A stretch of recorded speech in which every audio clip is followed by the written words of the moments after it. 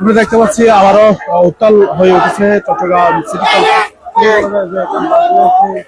Campus এলাকাটি। আমরা দেখতে পাচ্ছি একটু আগে আমাদেরকে দেখানোর চেষ্টা করছি ছাত্রদল এবং ছাত্র শিবিরের মধ্যে যে সংঘর্ষের ঘটনা, সেটি আমরা নিশ্চয়ই দেখেছেন। এরপরে দেখতে পাচ্ছি যে অর্থাৎ সেই ঘটনার আলোকে কিন্তু আইন শৃঙ্খলা বাহিনীর যে অবস্থান, সেটি আমরা দেখেছি। আইন শৃঙ্খলা বাহিনীর অবস্থানের পর কিন্তু দুই পক্ষে দুদিকে সরে গিয়েছিল। এরপরে কিন্তু